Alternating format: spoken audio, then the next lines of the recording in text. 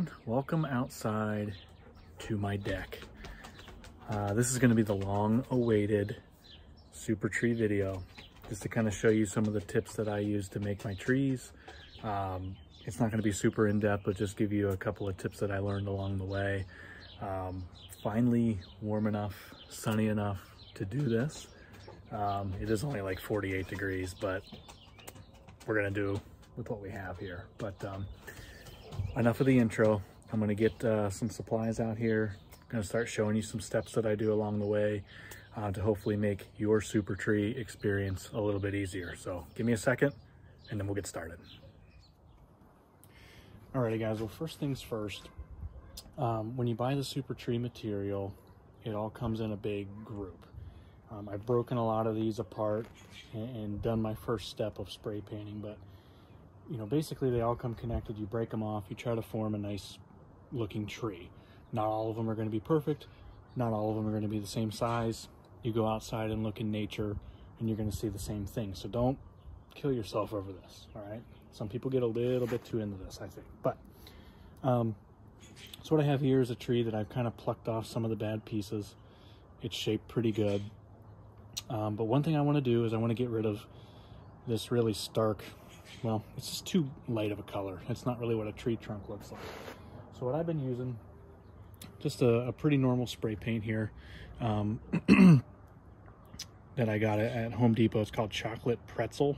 I don't know. It seems to be a pretty good color for this. Some people use camouflage. Some people use a gray, maybe more of a brown. This is more of a brown tone. You can kind of see it here in the plywood. Just kind of what we're looking at. What I do is I'm just going to literally hold the tree from the top. Obviously shake this up a little bit. And I just kind of spray the bottom. Just to kind of get the trunk, get the top a little bit. Doesn't have to be perfect. Turn it around, get that other side as well. This dries pretty quick, and I'm really not that concerned with how the color of the armatures are itself, because they're going to mostly get covered. I'm more concerned with the tree trunk, because that's what's going to show once you plant this thing on the layout. So first step is just getting that color and changing it a little bit. All right, so after you have the tree armatures painted up a little bit, they're ready really for the main part, the main attraction. So what I have here is I have a bin of them ready to go. You know, I kind of pull all those bad pieces off. I shape them up good. I do the spray painting. I let them dry. Then I just put them in a bin. I kind of do it in stages. Once that's ready, this next stage kind of comes pretty fast. But before I get into that, I want to stress what's made it easy for me. Number one, being outside. I know some people do it in a garage. That's fine. We store a lot of stuff in my garage. My wife parks her car in the garage, and it just makes such a mess, and it's so much cleanup. It's a lot easier to just be outside, and I have a nice deck, so it makes it easy. Second thing, containers. You'll see I have yogurt containers here. I have a container to catch all the leaves as they come off. You can never have too many containers. So that's tip number 2.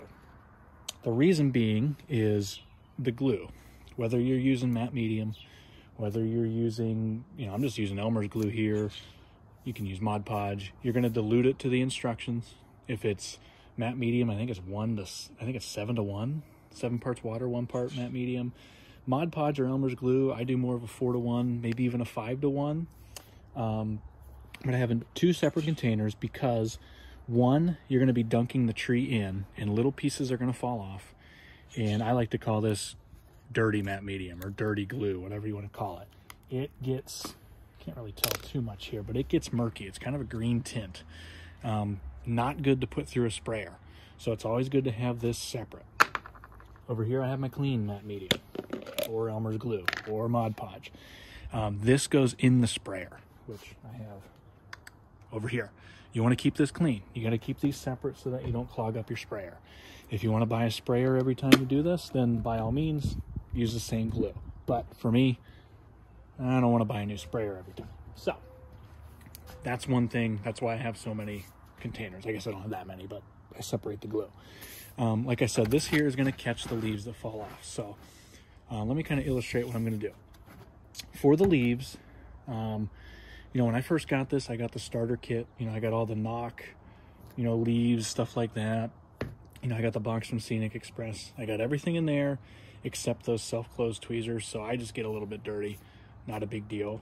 But as far as what you're using for the foliage, I've been using Woodland Scenic's coarse turf. You can use fine turf. You can use the leaves from Knock, which I do like to use as well. There's several other products out there as well that all are going to follow the same basic principle. And what that is first you take a tree that's already painted, ready to go. I dunk it in here. Sometimes I'll dunk it in a bigger bin if I want to soak 3 or 4 of them at a time. Sometimes I just do one like this because I just want to work one at a time. And basically, you just want to kind of get it wet. Let it soak in a little bit. And I do this upside down. Just easier to hold the trunk that way. And once the tree is soaked, you're ready to roll. I'm going to bring my drip pan over here. And I'm just going to start with this first color here, which I probably should open this fully. It'll just be easier to do it that way. And you're going to want to hold it upright for this part because leaves tend to grow on top of the branches. So you just kind of flake that on there little by little, depending on, you know, whatever color you want to use. I have a fall layout. That's why I have several different kinds of foliage. Just kind of mix it up. I do mix in some green as well, just because I'm doing early fall.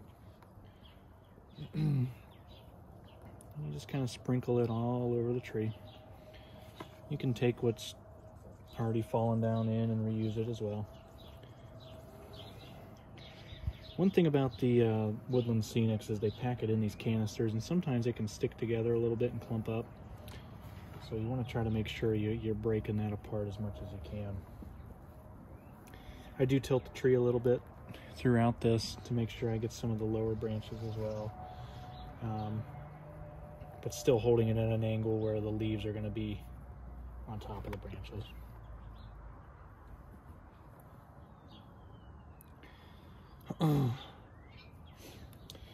You'll notice on this tree, because I just shook the glue to mix it, there are some bubbles in there. That's going to go away. It'll dissolve. You don't need to worry about that. But this part is really up to you. If you're modeling summer, you may want to go a little bit thicker on the foliage. I'm more early fall, so this tree here, I don't think it's going to be super thick, you know, I'm not going to have all of its leaves. This one in particular hasn't quite turned colors yet, but you kind of get the idea of what we're going for there. I'm going to reposition real quick and show you what I do next. Alrighty, after I have sprinkled the foliage on, I'm going to turn it upside down and hang it on a clothesline. And I just have this strung over by my grilling area, just from one post to another. I come in with my spray and just kind of hit it from every angle. And then we're good. I let these dry for a few hours. Usually if I do it in the evening, by the time you know, it gets dark, they're usually good to go, or at least good enough to take off the line and finish drying inside. That's basically the process. I just repeat it over and over again. And like I said, being outside makes it the best. Alrighty, I have my clothesline full of trees.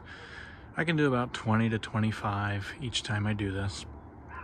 And once I get to this point, I come back and I hit it with the spray again one more time just to lock in the foliage.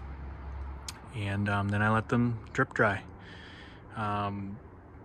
You know, you can kind of tell just from the video here, it's getting a little bit darker. It's about 8 o'clock. I give these another hour or two, and I come back out, I bring them inside, I put them in a bucket, and they're dry enough that not everything's gonna fall off. I do let them sit overnight in that bucket, and then I'll plant them the next day, and they're pretty much ready to go. A sunnier day speeds up the process, but you know, it still works just fine. Once I'm done here, I will do a short clip just to kind of show you of, you know, some of them being planted on the layout and kind of how it all comes together. So more here in just a second. All right, everyone, I got the first batch planted. Obviously still a lot more work to do here. I'm over by Buckeye River in Martins Ferry, and just starting to work from the tunnel scene over, working westward this way. And you can just kind of see the first batch of trees getting put in. You can see, because I'm doing fall, I have a lot of different colors. Again, the same principle will apply to no matter what foliage you're choosing. I'm going to continue to fill in here, but that'll be for another video. But just wanted to kind of show you start to finish. This is a quick one. This isn't meant to be a how-to or a huge in-depth thing. It's just kind of show you a few pointers, kind of show you my setup for how I do super trees and kind of why I do it outside, because I make a mess, and I live in Ohio. It rains about every other day, so it cleans up the mess for me pretty much, and it's windy, so those two combinations makes cleanup non-existent when you do it outside. I'm gonna keep working on these. Like I said, another video probably will show more of the progress here. But hopefully you learned a thing or two. Hopefully you got a little bit more comfortable using Supertrees. They are ridiculously easy to use. They're my favorite thing that I've ever used. And really, yeah, I mean, it costs some money to get a bunch of it, but when you consider how many trees it makes and you break it down per tree, it's a great deal. So anyway, enough of that. So hope you enjoyed. If this is your first time on the channel, feel free to give a subscription and a like to this video. I appreciate everybody that follows along. Certainly more to come here in the future as we continue to build the Mill Valley sub. So until next time, this is Jake. Hope you enjoyed. We'll see you next time.